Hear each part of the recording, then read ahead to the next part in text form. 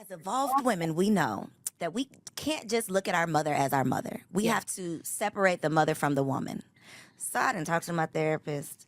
For the life of me, I know that I should be separating the mother from the woman. And I know that most of the time, these mamas are doing the best they can. Right. So that is my disclaimer. I understand that.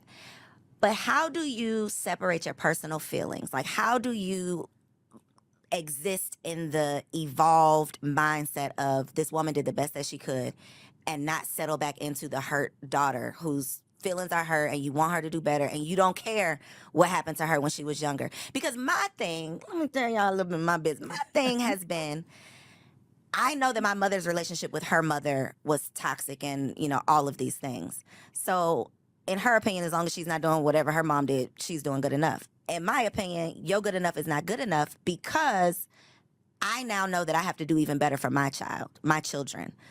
So, how come I can recognize that my children deserve better and actually make attempts to do better, and you can still use the excuse of what was done to you? So, how do you navigate that space of knowing that you're just a human, but I want you to do better? So there are two answers to this question. And first, I'm going to start with, and I hope therapists don't get upset with me. This is the issue I have when therapists have the rationale that your mother was doing her best. You have to see her as a woman. That really, and I had to, me and my therapist had to have a come into Jesus moment because we were still centering seeing her differently. And if you have it's very difficult because how we see mother is like Jesus. So even therapists really don't know how to take mother, especially if you have a black female therapist, off the pedestal and say, you know what? As long as we in here, she ain't shit. She gonna not be shit while you here until you can get to that point. Because what you're trying to tell me is, I have two legs. I should be able to run, but I can't. So you want me to focus on running instead of mending the bone, right? And this is what I told her. I said, if I was in a car accident, no, if I was walking across the street and a car hit me, right, and I broke my leg, and the person who was driving, they were a great driver. They just for a moment they weren't paying attention, right? But my leg is broken. Who does the ambulance come to? Do they come to me or do they come to the driver? They coming to you. Because what my therapist before we understood everything, it was like, we need to make sure that we understand the driver. The driver wasn't a bad person. He was doing his best. He just looked down for But a the minute. 911 comes, and you know what the police does? The police arrest the driver first, period, because you've caused harm. And so I believe we have to focus on the harm caused first, not the understanding of the person who caused the harm. I think I'm gonna sit this one out because it's very relatable for me and my mother. My mom. I don't know. My mom, she's always had both her parents in her life. She has 8 brothers. So she was raised differently. Than my twin sister and I. We just had my mom. Our dad wasn't. Our dad wasn't in our life since we were like 6 years old. But my mom see things as my sister and I were raised way more, way more better than her because we had so many uncles that helped us, and we had multiple. Our uncles played that role. My grandfather definitely was like a father, but my mom was a daddy's girl. She was the only girl out of 8 boys, and it's just, I can go on for a while with that, as far as the relationship and that little girl and getting her to understand my experience growing up versus hers thinking that mine was way better when she doesn't realize, that when you have both your parents, like my grandfather just passed away a year ago. My grandparents were 73 years old, been together for 73 years. My mom's 69.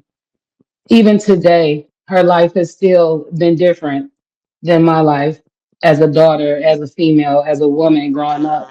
So that's all I have to say about that. I'm gonna sit that one out though, because yeah.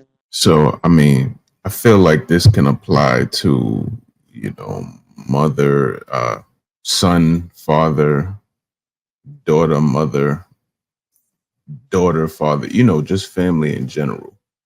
But I think the lady made a good point with the hit by a car analogy, because essentially what she's saying is that once you discover your traumas, you have to figure out a way to heal them.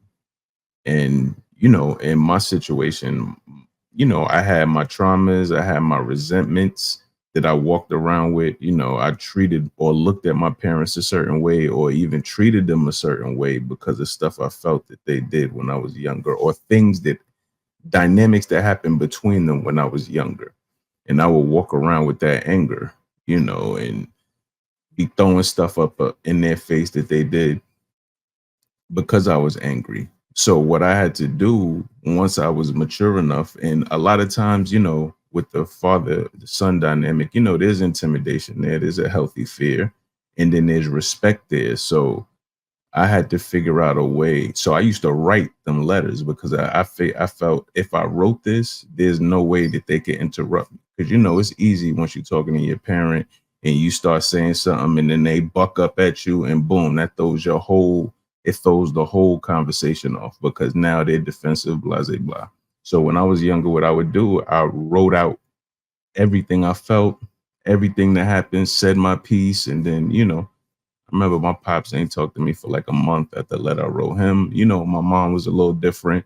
She was like, I didn't know you felt that way. And, then we had a conversation about the letter. That was like my ambulance portion. You understand what I'm saying? And then after you do that, then you look at the person, like she said, you figure it, you start to look at them as people. You remove the parent aspect and look at them as human beings.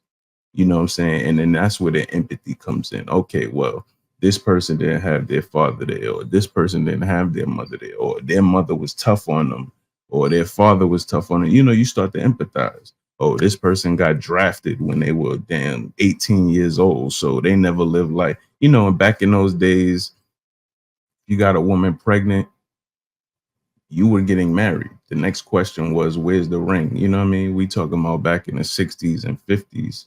You were getting married. That's what they were asking you. That's the pressure that was on you. It wasn't this, I'm about to be a baby daddy. Nah, nigga, you about to be a father that takes care of his family type shit. You know what I mean? So responsibilities were different.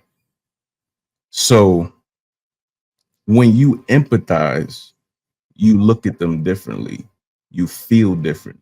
After you've addressed all your grievances, you feel different. And some people, they are who they are. That was a different time. If you're expecting a 70-year-old or an 80-year-old to change who they are, that's your problem. They're not changing for you.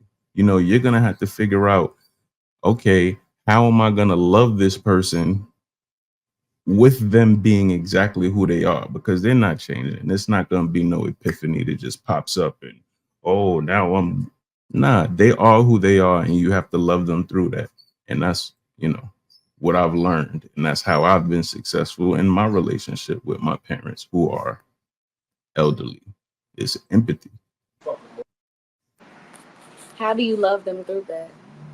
Because, like I said, it's kind of easier said than done. But like, how? Like, especially when they at that age where it's like they not changing. So yeah, it is something that you have to deal with yourself. That is your problem. But how do you suggest people tackle that problem? So there's certain things that like the steps are, you're going to have to get them to understand your perspective. You know what I mean? If there's anything you holding back or things that you've gone through that you feel they don't understand, you got to get that point across. You know what I'm saying? Because that's a lot of the resentment. A lot of the resentment is, you don't understand. And see, they're thinking, if you talk to my parents or if you talk to anybody's parents, and be like, oh, you used to whoop my ass. Oh, I ain't beat your ass. They're embarrassed now. But it's like, nah, you used to whoop my ass. I ain't beat you. No, used to, you know what I mean? Like a lot of those parents, they got selective memory. You remember the ass whoopings because they was impactful. They was just getting off of work. Boss was, on their ass about some shit. They was just doing what a parent was supposed to do. You know what I mean? But you have to let them understand, like, yo, this happened. And not only did this happen, it led to this, which led to me being this type of person, blah, blah, blah. You know, get your point across of how you feel and what things occurred, how they affected you, and how you acknowledge they affected you in your current life. Let them understand that, whether you have to write it, whether you have to have a conversation, write it, then have the conversation, whether however you have to do it. And it's not going to be just embrace, oh, I'm a piece of shit. Oh, no, it's going to be some time. It's going to take some time, because nobody wants to have this stuff. Nobody wants to sit in the mirror and have the ugliness of what they've done. You know what I mean? So nobody's going to accept it and be like, oh, thanks, I didn't know I was a piece of shit. Nobody's going to do that. You know what I mean? So you have to let them sit with that. And then whenever they're ready, you engage back in that conversation and you say, you know, I don't hate you for this. You know what I mean? This ain't about hate. It's just about, I want to be understood. Then once you get your understanding, you have to find a way to work within the parameters of who they are. But, you know, don't kill yourself to do it. If you feel like it's death, or if you feel like it's stress, or if you feel like it's bringing harm to you, or it's, you know, limiting your progress, you know, anybody could be removed from a person's life. Feel like, you know what I'm saying? If you know something is poison, are you going to willingly drink it? Even if that poison is your parent, you know what I mean? Like, that's not my experience, but I know, or I've seen people where I'm like, damn, like, yeah, you might need to create some distance. So, you know, you have to do what works for you specifically in your specific situation. I know that was long-winded, but